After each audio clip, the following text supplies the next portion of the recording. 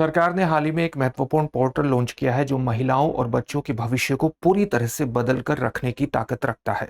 इस पोर्टल का नाम है पंखुड़ी पोर्टल और यह हाल ही में 8 जनवरी 2026 को महिला एवं बाल विकास मंत्रालय के द्वारा लॉन्च किया गया है। इसकी सबसे खास विशेषताओं में ये शामिल है कि ये एक सिंगल विंडो डिजिटल प्लेटफॉर्म है, जिस प्लेटफॉर्म पर आपको सभी प्रकार की सुविधाएं और सेवाएं एक ही स्थान पर ऑनलाइन रूप में प्राप्त हो जाएंगी। तो अगर कोई भी संस्था है, कोई भी आम व्यक्ति है, कोई भी एनजीओ है, कोई भी कॉर्पोरेट सोशल रेस्पॉन्सिबिलिटी से जुड़ी हुई कोई भी कंपनी है, कॉर्पोरेट सोशल रेस्पॉन्सिबिलिटी से जुड़ी हुई कंपनी है, ये एक स्थान पर आकर के महिलाओं और बाल विकास से जुड़ी हुई अलग अलग परियोजनाओं में अपने योगदान को एस्टेब्लिश कर सकती हैं, योगदान दे सकती हैं और योगदान देने पर उस योगदान को ट्रैक भी कर सकती हैं, ये भी देख सकती हैं कि उसका आउटपुट क्या होगा। इससे महिलाओं और बच्चों के समग्र विकास को बढ़ावा दिया जा सकता है। सरकारी संस्थाओं के साथ जो आम हितधारक है, जो आम व्यक्ति है, जो कॉर्पोरेट सोशल रेस्पॉन्सिबिलिटी से जुड़ी हुई कंपनी है या निजी कंपनी है, कोई भी संस्था है, उसके योगदान को एस्टेब्लिश किया जा सकता है महिलाओं और बच्चों के सामाजिक कल्याण में, या आप कह सकते हैं उनके समग्र विकास में उनकी भूमिका को एस्टेब्लिश इसके माध्यम से किया जा सकता है।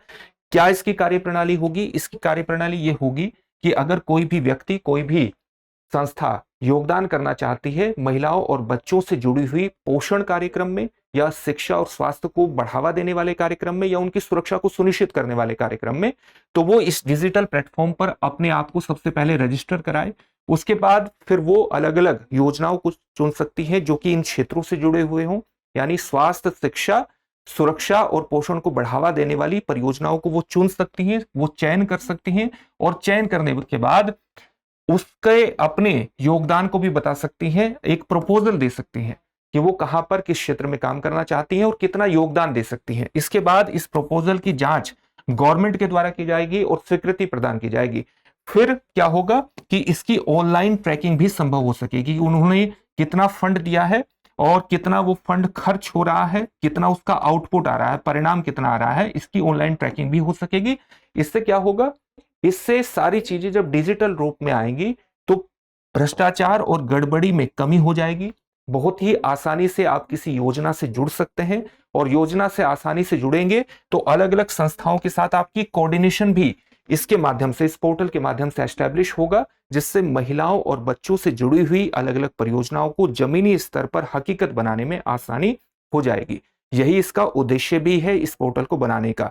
साथ ही इसमें जो योगदान लिया जाएगा वो नॉन कैश मोड में लिया जाएगा। तो नॉन कैश मोड में लिया जाएगा तो किस प्रकार से होगा कि आप बैंकिंग चैनल के माध्यम से कर सकते हैं, ऑनलाइन प्लेटफॉर्म के माध्यम से अपने योगदान को एस्टेब्लिश कर सकते हैं, डिजिटल रूप में आप पैसे भेज सकते हैं, कह सकते हैं कैश में योगदान नहीं लिया जाएगा।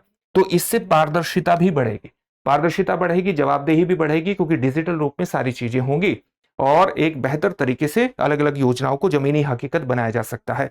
किस तरह से इसका लाभ होगा और कौन सी संस्थाओं को होगा, कौन सी योजनाओं को होगा, यह जानना आपके लिए बेहद इंपॉर्टेंट है।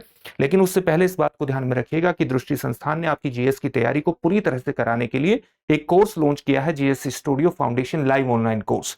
ये मात्र 24,999 में आपकी तैयारी को मात्र 14 महीने में ही पूरा करा देगा। इस कोर्स को करने के बाद जब आप जीएस फाउंडेशन ऑफलाइन बैच में एडमिशन लेंगे तो ये सारी फीस वहां पर एडजस्ट हो जाएगी, यानी एक तरह से ये आपको फ्री में पड़ने वाला है। साथ ही अगर आप इस फीस में भी डिस्काउंट चाहते हैं तो आप इस कोर्स से जुड़ते हुए मनीष कोड का इस्तेमाल कर सकते हैं। अगर आपने मनीष कोड का इस्तेमाल किया तो यहाँ पर भी आपको डिस्काउंट प्राप्त हो जाएगा। इस कोर्स से संबंधित जो बैच है वो आपको हिंदी, इंग्लिश और इंग्लिश तीनों में ही प्राप्त होंगे। इंग्लिश का जो बैच होगा उसमें हिंदी और इंग्लिश दोनों में चीजें समझाई जाएंगी, लेकिन नोट्स उपलब्ध होंगे इंग्लिश में। ये जो इनसे संबंधित जो बैच है उनमें आप एडमिशन ले सकते हैं। डिस्क्रिप्शन में दिए गए लिंक पर जाइए, अपने एडमिशन को सुनिश्चित कर लीजिए और किसी भी प्रकार का डाउट हो तो 8750187501 पर कॉल कर लीजिएगा। अब हम देख सकते हैं, अब हम देखेंगे कि जो सरकार ने single window digital platform establish किया है उसमें हितधारक कौन से होंगे। हितधारक कौन हो सकता है, जैसा कि अभी आपको बताया कि एक आम व्यक्ति इसमें हो सकता है, कोई निजी संस्था भी इसमें अपना योगदान एस्टेब्लिश कर सकती है, हितधारक बन सकता है, उस प्लेटफॉर्म से जुड़ सकती है, एनजीओ जुड़ सकती है, प्रवासी भारतीय भी इसके माध्यम से जुड़ सकता है, कॉर्पोरेट सोशल रेस्पॉन्सिबिलिटी से जुड़ी हुई कंपनियां जुड़ सकती हैं। आप जानते हैं कंपनी अधिनियम 2013 के तहत कुछ कंपनियों को अपना पिछले 3 सालों की शुद्ध आय का 2%, कम से कम 2% जो है वो सामाजिक, आर्थिक और पर्यावरणीय विकास पर खर्च करना होता है, पर्यावरणीय स्थिरता प्रदान करने के अंतर्गत खर्च करना पड़ता है। तो वो कॉर्पोरेट सोशल रेस्पॉन्सिबिलिटी से जुड़ी हुई कंपनियां इस प्लेटफॉर्म के माध्यम से महिला एवं बाल विकास परियोजनाओं से जुड़ सकती है। साथ ही इस तरह की योजनाओं को अमली जामा पहनाने वाली या क्रियान्वयन करने वाली जो सरकारी एजेंसियां हैं, सरकारी विभाग हैं, वो भी यहां पर अपना जुड़े रहते हैं और इन सब को मिलाकर के जो भी योगदान देता है उन सब का एक प्रकार से इनमें कोऑर्डिनेशन एस्टेब्लिश किया जाता है और उस कोऑर्डिनेशन के माध्यम से एक ही प्लेटफॉर्म के माध्यम से आप योजनाओं को क्रियान्वित कर सकते हैं। आपने कितना योगदान दिया है उसकी एक ट्रैकिंग भी इसके माध्यम से आप कर सकते हैं। किस तरह के योजनाओं को इससे समर्थन मिलेगा, जैसे इसके अंतर्गत आप देखेंगे हमारा एक मिशन है, मिशन सक्षम आंगनवाड़ी और पोषण 2.0, जो कि अलग अलग जैसे बच्चों के, गर्भवती महिलाओं के और स्तनपान कराने वाली महिलाओं के पोषण पर ध्यान देता है, ठीक है, उनके स्वास्थ्य पर ध्यान देने का प्रयास करता है।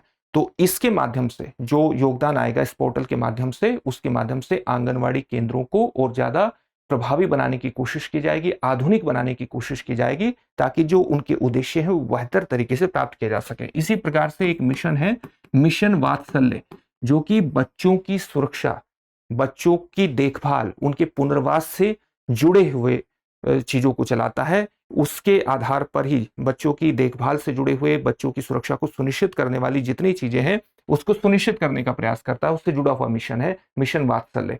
तो उसके भी प्रभावी क्रियान्वयन को सुनिश्चित कर दिया जाएगा। साथ ही एक मिशन है मिशन शक्ति, मिशन शक्ति के माध्यम से हम महिलाओं की सुरक्षा, सम्मान और सशक्तिकरण करने का प्रयास करते हैं।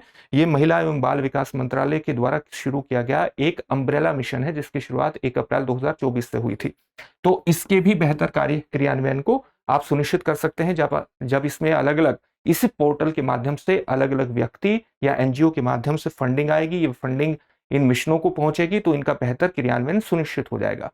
किस तरह के संस्थाओं को इससे लाभ हो सकता है, जैसे ये तो आपने देख लिया, इन योजनाओं को इस पोर्टल से जोड़ दिया जाएगा और साथ ही संस्थाएं किस प्रकार से लाभ होगा, जैसे भारत में लगभग 14 लाख आंगनवाड़ी केंद्र हैं तो उनको फंडिंग बढ़ जाएगी। साथ ही भारत में लगभग 5000 चाइल्ड केयर इंस्टीट्यूशंस हैं, उनकी फंडिंग बढ़ जाएगी और उनके परिणाम बढ़ जाएंगे, आउटपुट उनका बेहतर हो जाएगा। इसी प्रकार से महिलाओं को, जो हिंसा से पीड़ित महिलाएं हैं, उनको चिकित्सीय और परामर्शीय सुविधा प्रदान करने वाला या आप कह सकते हैं कानूनी सहायता प्रदान करने वाला एक महत्वपूर्ण वन स्टॉप सेंटर है। भारत में लगभग 800 वन स्टॉप सेंटर्स हैं, तो उनको भी फंडिंग बढ़ जाएगी। तो इस तरह के जो संस्थाएं हैं, इस तरह से काम करने वाले जो केंद्र हैं, उनको फंडिंग बढ़ेगी तो उनका बेहतर वो अपनी योजनाओं का क्रियान्वयन भी कर पाएंगे। ये भारत सरकार के किस दृष्टिकोण को प्रदर्शित करती है, जैसे भारत सरकार का दृष्टिकोण है कि आप हर चीज का, योजनाओं का एक डिजिटल क्रियान्वयन सुनिश्चित करें, यानी एक डिजिटल शासन को बढ़ावा दें। डिजिटल शासन को बढ़ावा देकर के आप क्या कर सकते हैं, अलग अलग योजना का बेहतर क्रियान्वयन कर सकते हैं, जो भी फंडिंग प्राप्त हो रही है उसको डिजिटल ट्रैक कर सकते हैं, भ्रष्टाचार और गड़बड़ी को कम कर सकते हैं और अलग अलग हितधारकों को एक प्लेटफॉर्म पर ला सकते हैं, उनके योगदान को सामाजिक कल्याण के उद्देश्य से जोड़ सकते हैं और साथ ही जनता में एक विश्वास का भी निर्माण इससे कर सकते हैं। यह भारत सरकार का एक महत्वपूर्ण दृष्टिकोण है। साथ ही इसका जो सबसे बड़ा लाभ होगा वो आप देखेंगे कि सेवा की डिलीवरी में होगा। जो सर्विस प्रदान करने वाली संस्थाएं हैं उनकी बेहतर डिलीवरी इससे सुनिश्चित हो जाएगी। साथ ही जो भी योगदान करने वाली संस्थाएं, चाहे वो कॉर्पोरेट सोशल रेस्पॉन्सिबिलिटी से जुड़ी हुई कंपनियां हैं या निजी संस्थाएं हैं, उनको एक विश्वास निर्मित होगा। वो बहुत ही आसानी से एक प्लेटफॉर्म से जुड़ करके अपनी पसंद की योजनाओं को चुन सकती हैं और देख सकती हैं कि वो किस प्रकार के परिणाम उत्पन्न कर रही है। तो इससे हम आम व्यक्ति की भी एक भागीदारी सामाजिक कल्याण में और विशेष तौर से महिला एवं बाल विकास में स्थापित कर सकते हैं। एक इसका लाभ एक बहुत बड़े स्तर पर आप कह सकते हैं लाभ होगा और सबसे बड़ा लाभ यह होगा कि भारत में महिलाओं और बच्चों के समग्र विकास को हम बढ़ावा दे सकते हैं इसके माध्यम से। अब इससे जुड़े हुए एक प्रश्न को भी देख लेते हैं। प्रश्न क्या है? प्रश्न है, निम्नलिखित कथनों पर विचार कीजिए। पहला कथन है, पंखुड़ी पोर्टल महिला एवं बाल विकास मंत्रालय द्वारा लॉन्च किया गया है। दूसरा कथन है, पंखुड़ी पोर्टल के माध्यम से केवल गैर नकद भुगतान स्वीकार किए जाएंगे। उपयुक्त में से कौन सा या से कथन सही है या है? आपके सामने ऑप्शंस हैं, केवल एक, केवल दो, एक और दो दोनों, न तो एक और न ही दो। इस प्रश्न का उत्तर कमेंट बॉक्स में कमेंट करके जरूर दीजिए। फिर से एक नए सेशन में आपसे मुलाकात होगी। धन्यवाद। अब एग्जाम की तैयारी को और बेहतर करने के लिए हमारे चैनल को लाइक, शेयर और सब्सक्राइब करना ना भूलें।